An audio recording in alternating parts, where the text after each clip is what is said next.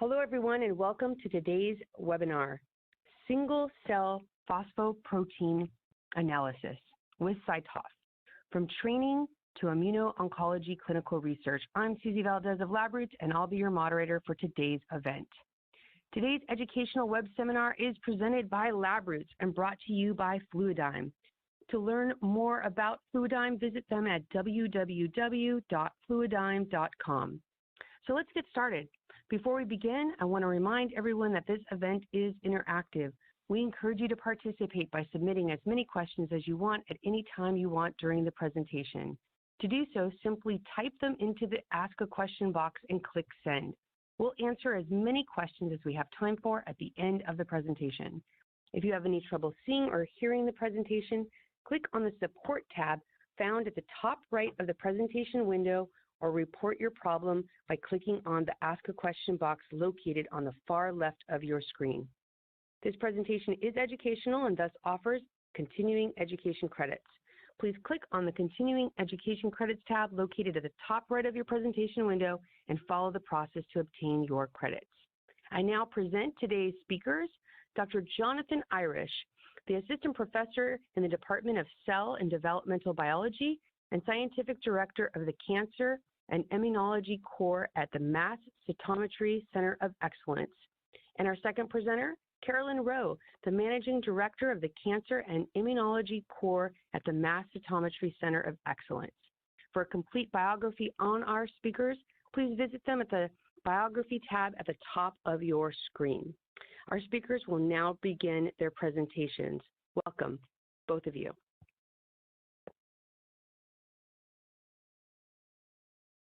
Great, thank you for the opportunity to talk today. I'm Jonathan Irish, and I'll give the first part of the talk, and I'll be followed by Caroline Rowe from my group. And our focus today is on measuring phosphoprotein signaling with mass cytometry, and we're going to try to cover the gamut from training and your first phosphoflow experiment all the way to applying phosphoflow cytometry to primary human tissue samples in immuno-oncology clinical research.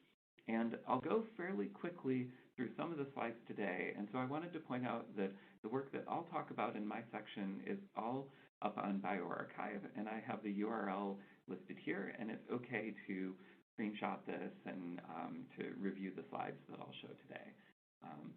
My disclosures are listed in the lower right.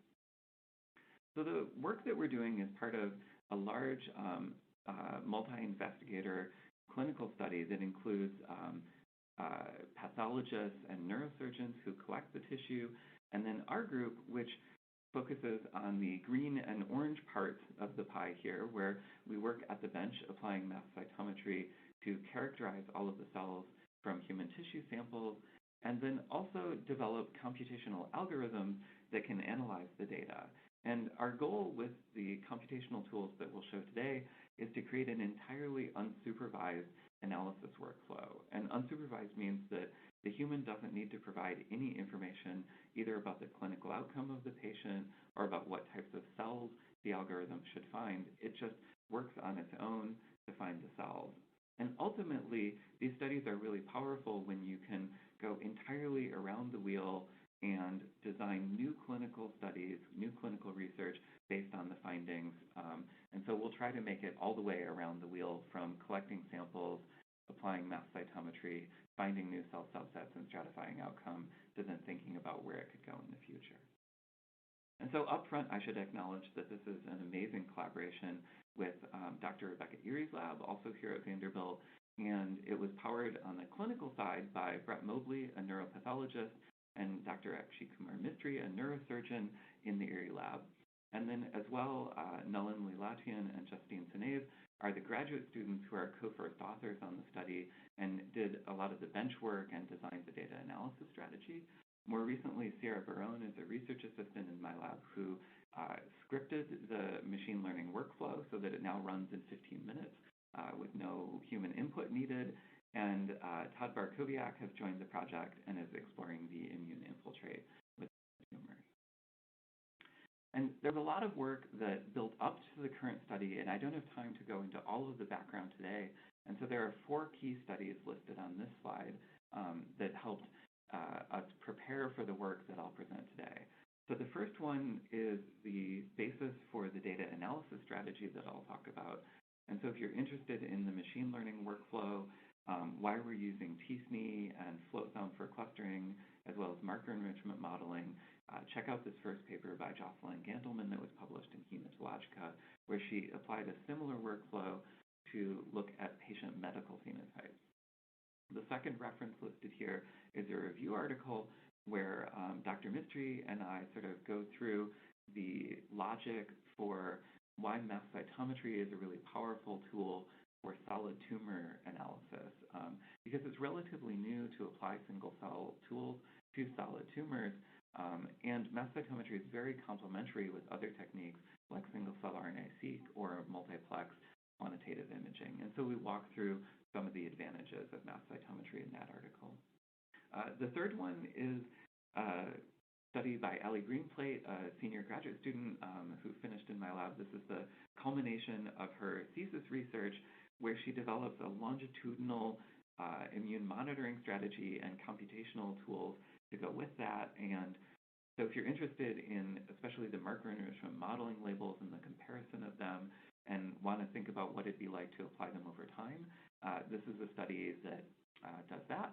And then lastly, if you're interested in the development of mass cytometry for solid tumors and how we built our panel, this last reference by Dion Doxey, another grad student in the lab, built a panel for melanoma research and applied it to look at biopsies of melanoma tumors over time on targeted therapy. And so that work sort of goes into the logic of building the panel. And so what I will talk about today is applying mass cytometry to glioblastoma tumors to reveal risk stratifying cells, and the machine learning tool RAPID that we developed to do that, and then how we validate these findings both in a statistical sense and in a biological sense, and how we're hoping to go beyond the clinical research in this work. So the tumors that I'll show today are all IDH wild-type glioblastomas. So glioblastoma is the primary brain tumor in adults. These are highly aggressive tumors, and there is no targeted therapy that prolongs the survival of these patients. The last major change was the addition of the alkylating chemotherapy temozolomide to surgery and radiation, and the median survival with that is currently 14.5 months. So we really need something better, and I think that understanding the different types of cells and the signaling biology of these cells will be really critical to moving beyond the current therapies. So this is really part of a trajectory that I've been working on since graduate school in Gary Nolan's lab and my postdoc with Ron Levy, where we looked at cell signaling in acute myeloid leukemia in grad school and then follicular lymphoma in the postdoc. And in both cases, we found subsets of cells defined by differential signaling and signaling responses that stratified the outcome of those patients. And so the main question here today is, will phosphoflow, now measured by mass cytometry, also be able to stratify the outcome of patients with a solid tumor, in this case, glioblastoma? So how do we start to design a panel? And we don't need to sort of memorize and go through the biology of every single protein along the left here, but these are all proteins that are important in neural cell development and in the brain, and that can mark different brain cell subsets. And the cell types that they might mark in healthy development are listed along the top. Going from left to right, it's the most immature cells, in this case the B1 cells that are a stem or progenitor cell in the brain. And going to the right to more differentiated cells, including mature astrocytes, for example, or the brain-resident microglial macrophages. And you can see that our goal here is to get multiple markers to find all of the cell types one might normally find in the brain, because the cancer cells, the glioblastoma cells, aberrantly co-express many different features. And so I'll just highlight 4 features that are going to be really important throughout the talk. These are EGFR, SOX2, S100B, and CD44. And we didn't know it ahead of time. We knew that these might be important. They're associated with stem cell biology, but we found that EGFR and CD44 will be associated with better outcome or positive prognostic cells. SOX2 and S100B will be associated with negative prognostic cells. And so these were 4 of the features on our mass cytometry panel that's listed here. So each row is a different feature that we were measuring. You can see the antibody clone, that it was included in the panel, whether it was included in t-SNE analysis, and the step at which we stained it. And one of the key points here is that some of the features were stained while the cells were alive with an intact cell membrane. Others were stained after saponin permeabilization or methanol permeabilization, which generally works really well for phosphoprotein. So some other key features in the panel include CD31 and CD45 to mark endothelial cells and lymphocytes. And then many of the markers in the panel, many of the features we measured were to go after stem cell biology, including neural stem cells. We really thought this was going to help us stratify patient outcome, and as we'll see, these weren't the driving features of this of the clinical outcome stratifying population, but they were interesting and important features within the tumor.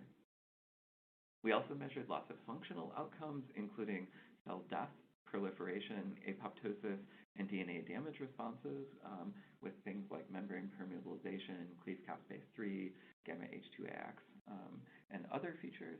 And then my favorite part is we measured lots of phosphoprotein signaling effectors to cast a wide net and understand whether the signaling network had been activated or was in a resting state at different key nodes within the network. And so this included proteins like phosphorylated STAT5, which is upstream of cyclin D and BCL2, or STAT3, which might be part of immortalizing the cell, or S6, which is part of making protein and is a key metabolic protein. And so we took this mass cytometry panel and applied it to glioblastoma tumors. And so the general workflow is outlined here. We would enzymatically dissociate single cells from the tumor. Caroline is going to go through in her slide deck some of our published work describing protocols to isolate viable cells from the tumors, so I won't cover that now. We then stained the cells for mass cytometry, and then in an individual specific way, we would computationally isolate the cancer cells, the glioblastoma cells, from the endothelial and immune cells within the tumor. And so in the lower left are examples of the number of cancer cells that we collected that were good single-cell events from each tumor. So the lowest individual had 4,860 cells. On the high end, we were seeing 300,000 cells or more from the 28 subjects that are part of the first part of the analysis that I'll show today. And since this work, we've actually run many more samples, and it's fairly routine to get about 100,000 to 300,000 cells from each tumor. So the first step of the analysis is an individual specific t-SNE to isolate their cancer cells. And so an example of that is shown on this slide. So we have one t-SNE map that was tumor specific, and so this was from LC26, one individual, and the density is shown in the first upper left. And so you can see that there are very discrete islands on the t-SNE map of phenotypically similar cells. The map to the right shows the color for just identifying what the major islands of cells are. So in red, for example, are the endothelial cells. We can infer that those are the endothelial cells by looking at their marker enrichment modeling label, which is to the right in the red box. And so in a MEM label, they go from +10 to -10. +10 means a feature is highly enriched and fairly specific to that population of cells. -10 means that it's specifically lacking from that population of cells relative to the other cells in the analysis. So you can see, for example, endothelial cells have CD31 enriched and lack EGFR. EGFR was a tumor cell marker, and so it's also lacking from the immune cells that have CD45. And down in the bottom, you can see the raw data showing the heat of protein expression on on all of the cells. And so you can see CD45, for example, lighting up the upper right island. And in the tumor cell island, you can see that there are diverse populations of cells that aberrantly co-express stem cell and differentiated markers. For example, SOX2, GFAP, and CD44 are all co-expressed on some of those cells. And these cells have distinct phosphoprotein signaling profiles as well as proliferation profiles. So there are subsets of cells within each tumor, but we wanted to know which of these subsets are associated with differential risk for the individuals in the study. And our prior workflow, we've published a modular workflow for data analysis in 2015 And this workflow is built off of that one and designed to be completely automated, so to not require human expertise for the data analysis. And our prior analyses also did not evaluate outcomes. And so we wanted something that could look at continuous and censored outcomes like overall survival or progression-free survival, and that would automatically learn the types of cells that are present in the tissue. And so we'll use UMAP or t-SNE as dimensionality reduction tools, FlowSum as one of our key clustering tools, and marker enrichment modeling to describe the cells. And so the risk assessment population identification, or RAPID algorithm, is a machine learning tool or a statistical learning tool that was designed in an unsupervised way. And a good comparison point for it is the CITRUS tool, which is another statistical learning tool published by Rob Brugner in collaboration with Rob Tibshirani and Gary Nolan in PNAS. And so if we compare these four sort of features of the algorithm, we can see some of the similarities and differences between the two tools. So for finding the populations of cells, CITRUS and RAPID are both unsupervised. CITRUS uses hierarchical clustering, and part of that means that a cell can be in more than one cluster within the hierarchy, whereas for RAPID, we choose different tools, but we primarily are using FlowSum because it's fast and very accurate. We've also tested k-nearest neighbors, and we've done FlowSum both on the original features as well as on the t-SNE axes, which you'll see in just a second. All of these are unsupervised. They work really well. They're very fast. And t-SNE and FlowSum together provide kind of the most accurate view of the cell phenotype.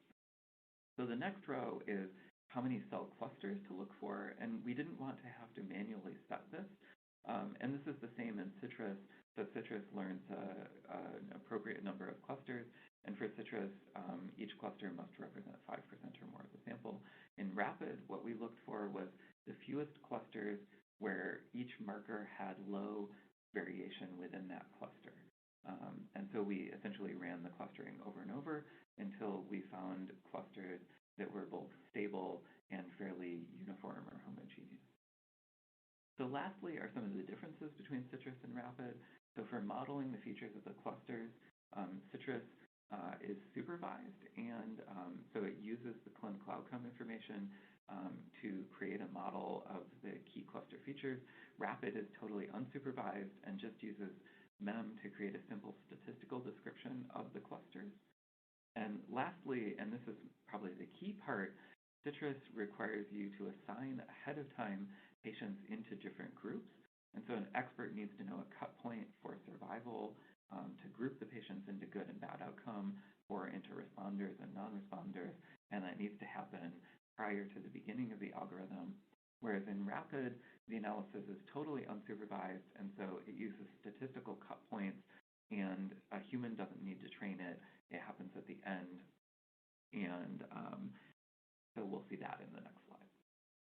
Okay, so the risk assessment population identification, or RAPID algorithm, is outlined on the bottom here. So this is actual data from the patients where we pooled an even number of cells from each of 28 patients. And so this was a total of over 130,000 cells. And that's a common t-SNE map on the left, the lower left, showing the density of the islands. And so there are some islands that are very phenotypically distinct, and then other islands that maybe represent a continuum of phenotypes. So in the middle, we ran FlowSum on the t-SNE axes. We've also run it on UMAP axes and on the original features, but here it's showing on t-SNE axes. And the RAPID algorithm identified 43 cell clusters as the optimum number. And then in the lower right, we ask for each cluster, are patients high or low for that cluster? And the details of that are in the bioRxiv preprint. And then at the very end, we ask, is this cluster associated with differential risk of death? And our first clue that we were on the right track here is that you can see that all of the negative outcome clusters in red are in one part of the t-SNE map, and all of the 4 out of the 5 good outcome clusters are near each other in another part of the t-SNE map. So cells associated with differential risk were phenotypically similar. And so if we break down what are the details of these cells, what are the details of the clinical outcomes? So the clinical outcomes you can see, for example, cluster 33, 7 patients were high for that population of glioblastoma cells, and it was associated with very poor clinical outcomes. So you can see the hazard ratios and confidence intervals here. So we found each of these cell subsets, and these are their sort of association with differential risk. The next slide shows what is their phenotype. So the negative prognostic cells are shown on this slide, and one of the key features of the negative prognostic cells, as quantified by the marker instrument modeling labels, 2 of the key features were S100B and SOX2. All 4 of the negative prognostic cells were enriched for these 2 features. They were also negatively enriched for GFAP, CD44, and EGFR regularly, and enriched for high basal signaling, especially phosphostat-3 and phosphostat-5, and phospho-S6. And you can see that the signaling is what's distinguishing these clusters from each other. Their total protein phenotype was fairly similar. And if we look at the raw data, we can see, for example, S100B and SOX2 are co-expressed in all of these clusters. The positive prognostic cells are essentially the mirror image of those cells, and so they don't express SOX2 or S100B, and they do express EGFR, and they're negatively enriched for signaling, which means that they lacked basal signaling in contrast with the negative prognostic cells. And you can see on the bottom, for example, EGFR and CD44 are 2 of the key features for finding these cells. So this was an entirely automated and unsupervised tool. Some key questions from a statistical validation point of view are these subsets stable across multiple runs of the analysis? Are they independent of known predictors? And can we find them using other tools? And I don't have time to go into all of that. I'll just show the last one. And so to answer the first 2 questions, we run the analysis over and over. It only takes 15 minutes start to finish. And positive and negative prognostic cells with the same phenotypes are found every time we run it, even when we sampled different cells from the tumors that had hundreds of thousands of cells. For the second question, they are independent of all the known predictors of outcome, including age, extent of resection, and other features. And that's in the Biography article if you're interested. So lastly, we can run the rapid algorithm using different sort of modules for dimensionality reduction or clustering. And so we run it with UMAP instead of t-SNE, and that's shown on the left. And that also puts patients into groups of having the negative prognostic cells or the positive prognostic cells. And you can see in the upper middle, we essentially recover patients in the same groups, whether we do the rapid algorithm with t-SNE or with UMAP. Our accuracy of finding patients in the same groups is 0.86, which is very good. And in the middle, the cells that we find have the same phenotype, whether we find them looking at clusters on UMAP or clusters on t-SNE or on the original dimensionality. So lastly, thinking forward to maybe someday applying this in the clinic, we wanted to ask, does the algorithm work on other types of clinical research data, and can we find the prognostic cells with other techniques that might be more clinically accessible than mass cytometry, like immunohistochemistry? And so the first one is shown here. So we downloaded the data from this excellent Nature Medicine article by Zina Good, Kara Davis, and Gary Nolan, where they had looked at pre-B-ALL. And so we ran rapid on their data. That wasn't how they had analyzed it. They built a relative risk model that's shown in the lower left. And the 3 subsets that were revealed by rapid are highlighted on this t-SNE map here and shown in mem labels on the right. And key features that were found by the authors of the study in their risk model were also automatically revealed by the rapid algorithm. So we were really excited because this showed that the algorithm works on other data types. We can also find the subsets in simpler ways. And so once we knew the phenotype to go after, we designed biaxial gating strategies to find the subsets. If you've seen me talk before this year, we had a 7-marker way of recovering the cells. That gets the cells in the most phenotypically similar way, but the fewest features we needed to find risk stratifying cells were 2. And so those 2 gates are shown here on S100B and EGFR. So they're just simple square gates on all of the cells. And the patients who are high for these cells have the differential risks that are shown in the survival curves on the right and the phenotypes on the bottom. And essentially, we're finding the same cells with a very simple biaxial gating strategy. And this is revealing that there are targetable signaling events within these cells, and that's something we're really excited about. And the last validation is we designed a tumor tissue marker array with 80 new sort of additional glioblastoma tissue samples from 80 different individuals and measured 7 features that were revealed by the rapid analysis as key features of these subsets. And we built a new model, and we were able to stratify outcome by finding GNP-like and GPP-like cells and patients. And so with simple clinically accessible IHC, we can validate the key parts of our findings. And so I'll just make one last point before summarizing. So of course, you know that we've measured immune cells within these, and we're very interested in the microenvironment and questions like contact with the brain's stem cell niche, the ventricular subventricular zone, which our collaborator, the Erie Lab, has shown is associated with negative prognostic tumors. And so just a teaser for some of the things that we'll be talking about in the next year is shown on this slide. So if we take the patients that whose tumors had the negative prognostic cells in red or the positive prognostic cells in blue, and we just ask how many CD45 positive cells are found within their tumors, the negative prognostic tumors tend to lack immune infiltrates, and the positive prognostic tumors are very immune rich. And so there's a very different microenvironment within these two tumors.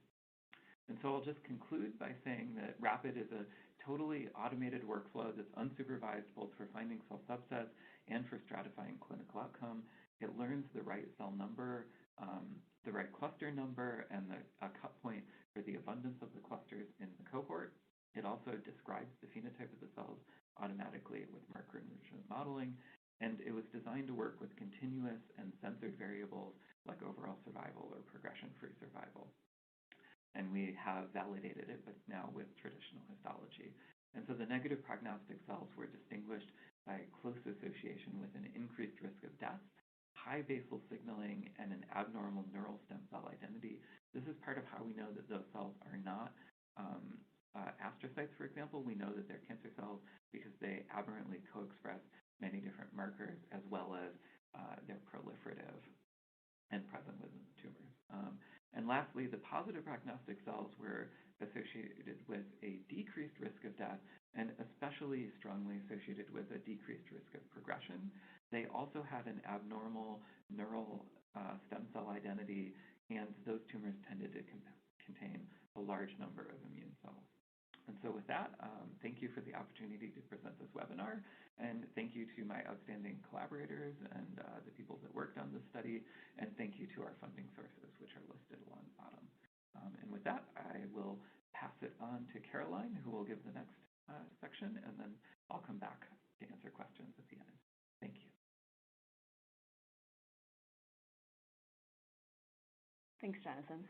Hi, everyone. I'm Caroline Rowe, and I work with Jonathan at Vanderbilt University managing the mass cytometry course here. And I'll be talking today about how you can get started with phosphoflow cytometry at your institution and some things to look out for when you do. So as Jonathan talked about, signaling is super important and super exciting. And something that's really amazing about mass cytometry is the ability to measure 30 or 40 or 50 markers on each sample gives you an amazing opportunity to multiplex. And this has been true since the beginning of mass cytometry. As you can see here in this beautiful data set from Sean Bendel in 2011, where they identified 24 cell subsets in human bone marrow. Here in the center in this spade tree recapitulating bone marrow development. And they were able to measure, using 16 stimulation conditions, 16 different phosphoprotein readouts on all of these different cell subsets, which created this really gigantic heat map of cell subsets versus stimulation conditions versus readouts, which is really powerful data, but can be overwhelming when you're looking to get started with PhosphoFlow yourself. So to address that, we developed in the lab a very simplified protocol using peripheral blood mononuclear cells, PBMCs, to look at signaling.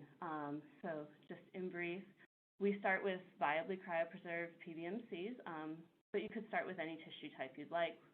The immune cells work well when you're starting out, and then we rest the cells, split them into 4 different tubes for 4 different conditions. You have your unstimulated control, and we use IL-4 and interferon gamma as our standard stimulation conditions, and then every time we do the experiment, there's one wildcard condition, which can be a different cytokine, a drug, hydrogen peroxide, anything you're interested in. And we stimulate cells for 15 minutes, and then fix that signaling in place, and stain cells with a basic immunophenotyping panel, permeabilize, and then stain for our 5 intracellular phosphomarkers. And we chose the STATs and PLC gamma because those work well at our 15-minute time point that we chose for stimulation. And then we collect data on our Helios mass cytometer and then proceed to analysis. And as I mentioned, we use peripheral blood, but you can really use any kind of tissue in this protocol, so long as it's been dissociated into viable single cells.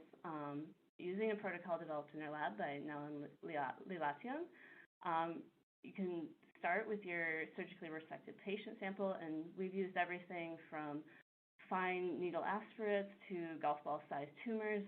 You could also use mouse tissue, spleens, thymus, all work really well. And then we spin it down, mince it finely, and then subject it to a 1-hour enzymatic digestion with collagenase and DNase, and we use collagenase 2. Filter twice, ACK lyse if needed, and then viably cryopreserve. And again, this is published, and it's a really straightforward protocol and a good place to start with any tissue you might be interested in. And we offer it through our core at Vanderbilt. But anyway, once you've collected your data, you'll want to do some manual cleanup for viable single cells. And here we've gated for CD45 positive cells because we're using the PBMCs from that first slide. And then we put the data into our automated data analysis pipeline in R. So we'll run dimensionality reduction with UMAP on all surface markers except for CD45 because we've already gated on that.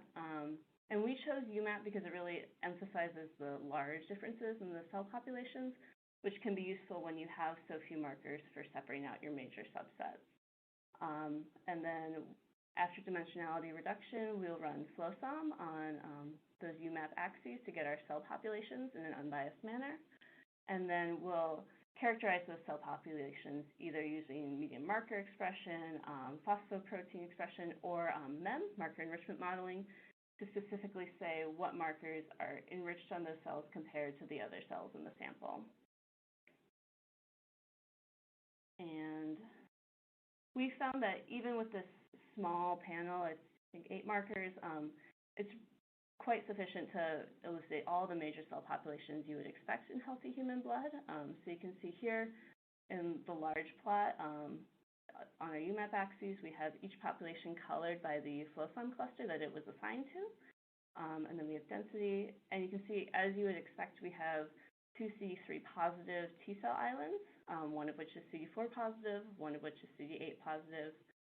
In the upper right, we have a CD19 positive B cell island, which is also HLA-DR positive, as are our CD14 positive classical monocytes. And then kind of in that lower right, we have are somewhat CD16 positive NK cells. And in addition to these major populations, there were also 3 smaller populations that FlowSum pulled out, and those would be our other T cells, which are neither 8 nor 4 positive. If we had TCR gamma delta in the panel, they'd probably be gamma delta T cells. And then we have our other APCs, which are only HLA-DR positive. Those would probably be dendritic cells. And then we have our non-classical monocytes, which you can see in the MEN label in the bottom, are CD16 positive, DR positive. And so our data analysis pipeline not only gives us this plot, but also MEM labels for each population, which describe the features I just talked about in an unbiased manner. And this phenotyping is really reproducible from replicate to replicate. Here we have an experiment where we had 3 different trainees, rotation students in the lab, put different cryovials of the same PBMC from the same donor through the protocol, and you can see the flow-song clustering looks almost identical from replicate to replicate, and the density, there's some slight variation, but the islands are essentially the same. And I've quantified the percent of the sample that each population made up in the plot on the right, and you can see on the bottom that the percentages are very consistent, and there's very little deviation. One thing I was noticing this morning, looking through this deck, there's a little bit more variation than you might expect in your classical monocytes, cluster 7, and that could be due to the cells sticking to the wall of the tube. The myeloid cells tend to be a little stickier. So especially when you're training people, you want to make sure they're vortexing their tubes just to get those cells off. And in addition to the phenotyping being very consistent, the signaling portion and stimulation of the protocol is remarkably consistent and importantly reproduces known biology about the cells. So you can see here the large column blocks are each phospho readout, and then we have each 3-line block is a replicate with our stimulation conditions across the rows. So you can see, as expected, interferon gamma goes to stat 1 in that first column, and then we have less signal in this experiment in phosphostat 3 and stat 5, but you can see a little bit of phosphostat 3 from your IL-4, especially in that middle replicate had a little bit better signaling. And stat 5, we have a little bit of readout from interferon gamma. But we have really robust phosphostat 6 phosphorylation in all cell populations in response to IL-4, which is useful. One thing to look out for is if you have a cell population that's not signaling under any conditions, and you would expect them to, you want to look out for sample quality. As we say often in the lab, dead cells don't signal. So it is nice that we see some signaling in all cell subsets in IL-4 condition. And then we have phosphorylation of PLC gamma in response to interferon gamma in some of our APCs. And then in part B here, we have our wildcard conditions from each replicate. So trainee 1 chose to add peroxide, a classical phosphoflow addition, and we got really good signaling in our T cells especially. And then trainee 2 chose the more inflammatory IL-6. So we see nice readout there at phosphostat 3, and then again in our T cells, IL-2s phosphorylating stat 5. So this protocol is also very easily modified to any other immune tissue with the panel shown earlier. And here we have a case of human tonsil, which we like using in the lab. It's a nice model of a healthy germinal center, lots of B cells for those who are interested. And we chose to add CD45RA and RO to the panel, which when we ran that through our pipeline, it split our CD4 T cell island into naive T cells and memory T cells, which was nice to see and add a little bit more information. And you can see, as expected, a very large B cell island here and different looking maps. But really, any cell type is amenable to this protocol. You might want to change the panel up a little bit if you're looking at non-immune cells. As we did in this experiment, we had a very eager trainee who got a hold of some neural progenitor cells and developed this really, a full neural signaling panel, and then stimulated their neural progenitors with peroxide and BDNF. And BDNF didn't quite have the readout you would expect, but we did get nice signaling in peroxide for PLC gamma. And as you can see in the biaxial plot in the lower right, the cells responding to peroxide are Nestin positive, which is kind of phenotypically interesting. And I was impressed in the kind of the middle right at our flow-song clusters for the cell type. I really wasn't sure how it would work, but we definitely got some data structure, and it was divided into meaningful populations. For example, those Nestin positive cells that are responding, those are the orange and the dark red population in the top of that kind of fish shape. And with that, I'd like to thank Madeline Hayes, our RA, who helped all of our IGP trainees to, generate the data in this presentation, and also Dr. Vivian Gamma for giving us the NPCs that you saw on the last slide. And with that, I'll end for questions.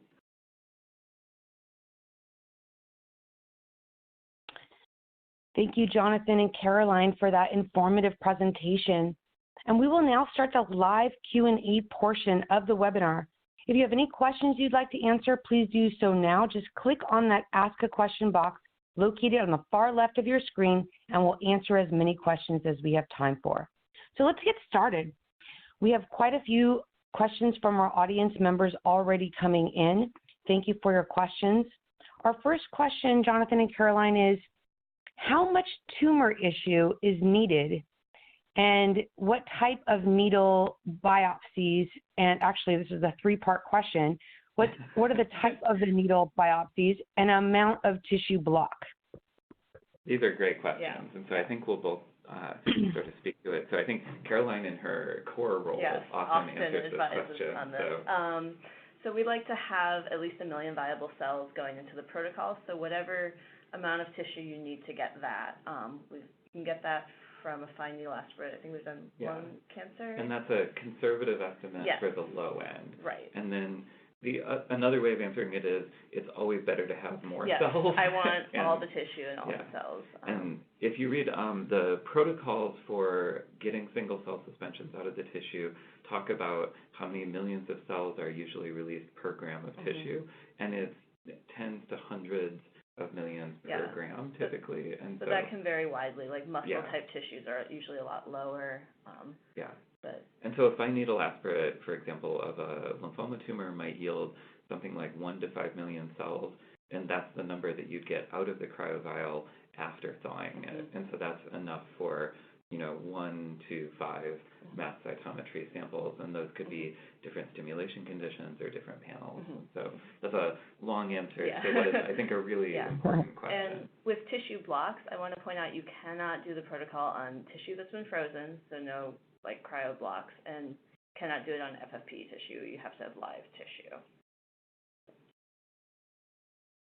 Wonderful, thank you. And our next question, do you have a minimal cell count for a cluster in order to have confidence in the statistics? Yeah, so I'll talk about that a little. In the RAPID algorithm, it's looking for clusters that will stratify outcome at the end of it. And so there's not a minimum number of cells, but the cluster won't stratify outcome if there aren't enough patients to create a distinct group with clinical outcome. And we are looking for the smallest number of clusters that are phenotypically enriched, which is to say they have low variation for each of the markers. And so to get a little bit more in the weeds, when we're estimating the right number of clusters, we're doing that in a univariate way. We're not looking at multiple features. We're looking at each feature by itself and asking whether that feature looks homogeneous or is spread out and bumpy within the cluster. And so we're looking for fairly large clusters. So lots of cells will tend to be in the clusters, tens of thousands of cells, but also ideally there will be enough patients that those patients might be unusual in their clinical outcomes. And that's the key, is that cluster won't show up as red or blue as significant unless there are both a lot of cells and a lot of patients. And then one other thing we do is we map back how many cells came from each patient. And again, it's lots of cells from each patient. So it's not like one patient's cells dominate the entire cluster. And I don't think we needed to set a minimum cells number for the algorithm. Because of how it seeks the number of clusters, it tended to give pretty robust clusters. But it's a fantastic question, and anything less than 25 cells per patient per cluster, I'd start to get pretty skeptical. But it's not quite as high as citrus, which has that 5% cutoff. I think some of our clusters are 1% or maybe even less. Thank you both for that. And again, I want to thank our audience members for these great questions coming in. This next question from our audience says it's for both of you. And first wants to let you know that this is a great presentation, and it truly is. Excellent question. Very, we can move on. Excellent question, right. The audience member says, it is very difficult to capture the preserve the phospho signal in clinical samples, like the whole blood global clinical trials. During shipping, have you identified any workflows or protocols that would allow for 24 to 48 hours at least for signal preservation? This is such an important question. So go ahead, Caroline. Well, if you're looking at basal signaling from tissue or, blood, I would suggest, honestly, that if your site could process the tissue or the blood and fix it and then send it to you, and then you could maybe develop a surface marker panel that was compatible with those fixed conditions. That would be your best bet for locking in your signaling. I'd even say that that's valuable for phenotyping as well. If you can fix it in place as close as possible to acquiring the tissue or doing an experiment with it, that's ideal. What is the name? So there's a commercial product. There's CyTOF. Some kind so of there's tube. Several. We've tested tubes. There's also the thing that was developed out of the Nolan lab, and I'm blanking on the name right now, that Greg Bevahani's lab and others have used, that is a robot that you can put your tube into, and it does a stimulation, and then it fixes the cells at a certain time and all of that. So people have addressed this, but I would say for our studies, the way we've addressed it is we do it all in-house with the person within a very short amount of time. And all of the cells that we saw today were viably cryopreserved within like a couple hours of coming out of the body. So they get disaggregated and frozen down within hours. But this question of is the signaling changing is essential. Oh, certainly it is. But you'd be really even amazed with shipping samples how your phenotyping will change. If the cells die off at different rates, and that can totally change your answer. So to kind of summarize our discussion with each other, you really need to test it, and test it with things that you know well. And so when we were testing tubes for fixation, for example, we had somebody get the sample and drive around with it in the trunk of their car for 2 days, and then we saw what did it look like to simulate the shipping process. And we've shipped things to ourselves, and Or you could change your question.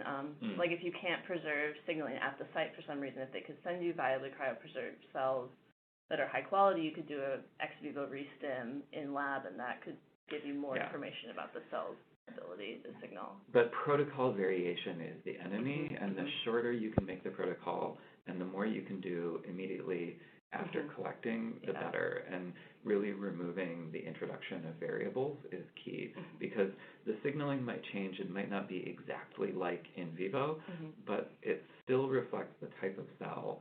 And if you can do all the collections in a uniform way, that's where we found the best potential to discover the risk stratifying types of signals, where when we've gone back and looked in vivo, they existed in vivo as well. Perfect. Wonderful. Thank you so much. And Caroline and Jonathan, have you tried doing antibody staining for transcription factors with the phosphoprotein stain? We always get asked about it. Well, I'll say the stats, for example, that are in there are transcription factors. And they're some of the ones that work the best. But in most cases, if you have an antibody that is compatible with these fixed perm conditions, there's no reason you couldn't add a transcription factor. Some, like FOXP3, is very popular, but it requires a gentle permeabilization that that's on the challenging end. I would say SOX2, the clone we use, is also really finicky. If you saw the panel and the staining steps from my slide, the SOX2 is the only one done post-saponin, and it doesn't work post-alcohol. And there's a fantastic paper from Peter Kritzik back in Gary Nolan's lab during his PhD, where he tests out different fix and perm conditions for the antibodies, and we still return to that paper. And Caroline's protocol for the rotation students is really an homage to Peter's design for early courses in the Nolan lab, and inspired by that. And so a lot of that work was developed during the fluorescence phosphoflow era, but it's still very, very relevant for the mass cytometry antibody validation. More antibodies to keep in mind. Yeah.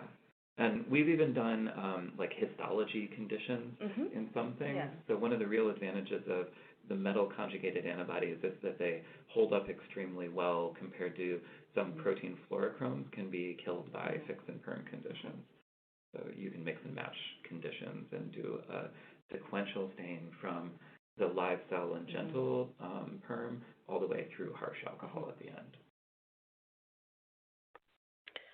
Thank you for that. And is there a good way to normalize the CyTOF data on different days to minimize batch effect? Yeah, so this is a really hot topic in the field right now. There was just a good tool, CytoNorm. We haven't tried it out. It came out by Sophie Van Geffen and Yvonne's group who created Flotom. I've been hearing good things in the network about this tool. To make that tool work, so it's a computational tool to align batches across different days. You need the same sample run in each of your batches. That's a very standard control for us. Yeah, so. Even if you don't plan on using the tool, have that in there because it'll answer a lot of questions. Yeah.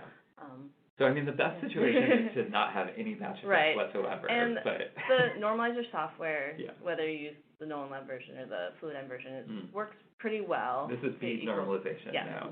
Normalization of bead standards in your sample. Works pretty well to normalize your signal across days. And if your instrument's well maintained, that'll really help you too.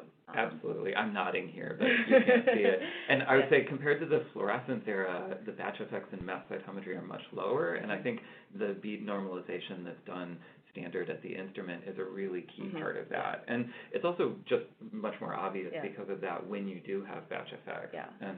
And also managing the kinds of batch effect you have, because there's going to be a limit to how many tubes you can run in a day, but you could maybe stain more samples at one time to minimize that pipetting error in making your antibody master mix.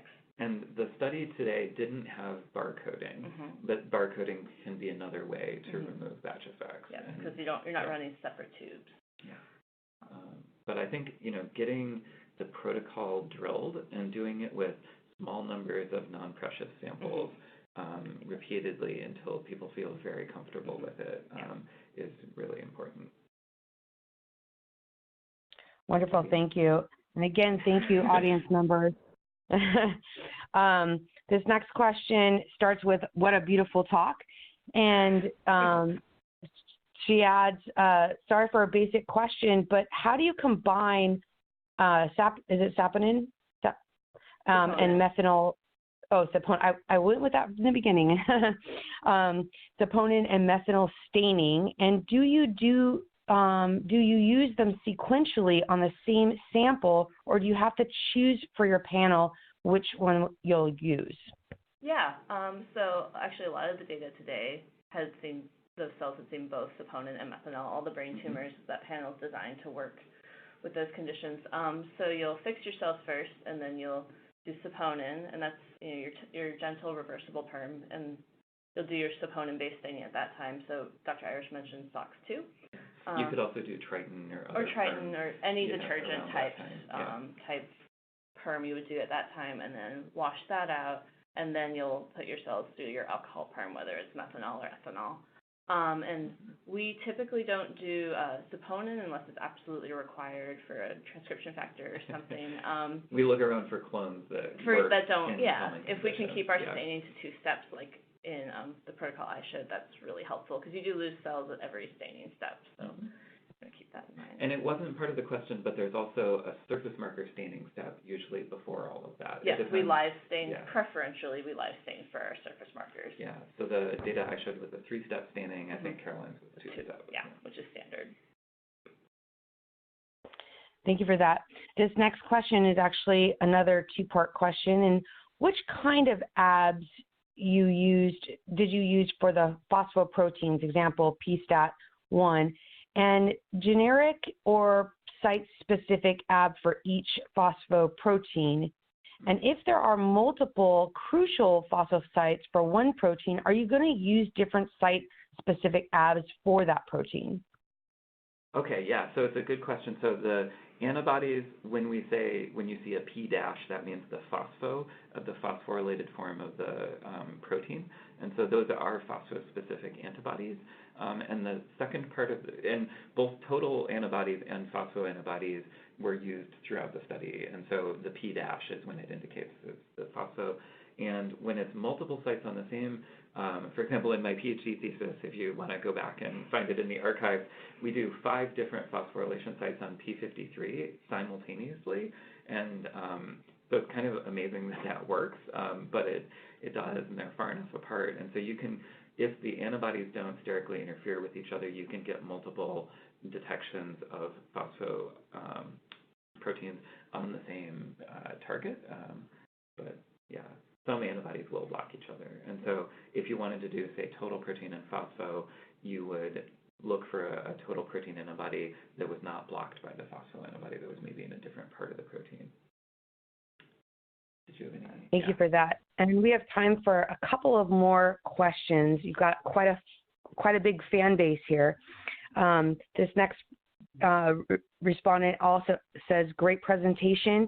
And her question is about surface staining post-fixation and prior to MAM-PERM. Did you test any damage to the epitopes? Yeah, we would definitely test that during development of a panel that was designed to be used post-fix surface staining. For signaling, for example. Yeah, where we need to fix to stop the signaling. Right. Yeah. So most of the epitopes will take a very small 5 to 10% sort of hit in the signal to noise that you'll get because of the fixation. It's a 1.6% formaldehyde for 10 minutes, 5 minutes. Yeah. And then there are some epitopes, though, that will be totally destroyed by the fixation. And so two of the ones that come to mind are a CD16 clone that we use and an IgD clone that we use will be killed by fix. And so then you have to look around for different clones. CD19 and CD20 are also very sensitive to fix. And so for CD20 on B cells and activated T cells, we use an intracellular clone. So it's H1 is the name of the clone against the intracellular portion of CD20. And so all of these are like key antibody questions that aren't necessarily mass cytometry specific, but as you're trying to get 44 antibodies together in a panel, these regularly are going to come up. We also have other panels that we've designed to be against CD markers but work after fix and methanol perm. And so we have a list of antibodies that work well in that condition, and that's really helpful if you want to do one staining condition, minimize the number of washes you're doing, and kind of get it all done at once. But the epitope could work differently when you're staining intracellularly than when staining on the surface, so keep that in mind. Thank you for that. And we have time for one more question, and this one's for you, Jonathan. How do you imagine these results being used to design new clinical studies? Could the signaling or immune signatures you saw be used to guide trial designs? That's a great question. This is something that we're actively thinking about right now. And so I think I'm hopeful that both of those could be used to design new studies. And we're actively looking around right now for partners who are interested in doing that. I think that this is going to be done in a multi-center way. But for example, we saw that the negative and prognostic cells had different signaling and different immune infiltrates. And we're looking right now to see whether there are MRI imaging features or sort of non-invasive features that we could use that correlate with signaling and immune infiltrate. And we're starting to find some of those. So one that I'll mention is our collaborator at the Erie Lab is really interested in contact with the ventricular stem cell niche, the VSVZ is called. And that's a negative outcome feature. And our postdoc, Todd Barkowiak, has found that that's connected to immune cell infiltrate and to signaling. So all of the different features that we measure on mass cytometry seem to be connected to things that we can also see on MRI imaging.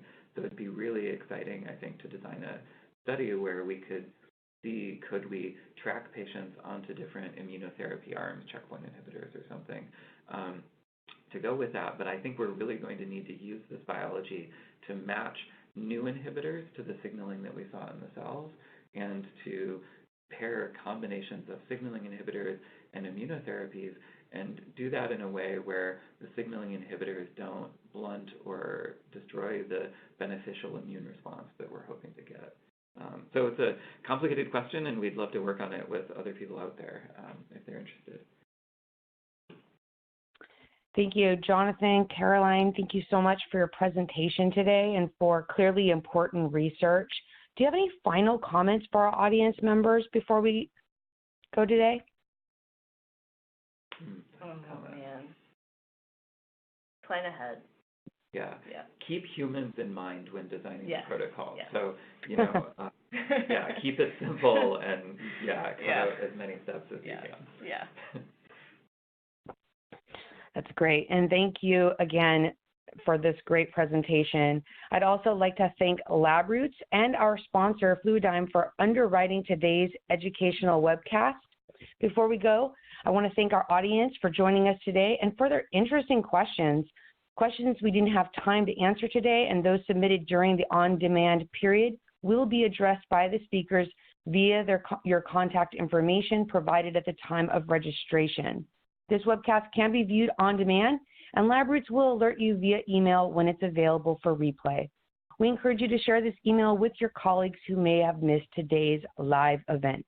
Until next time, bye-bye.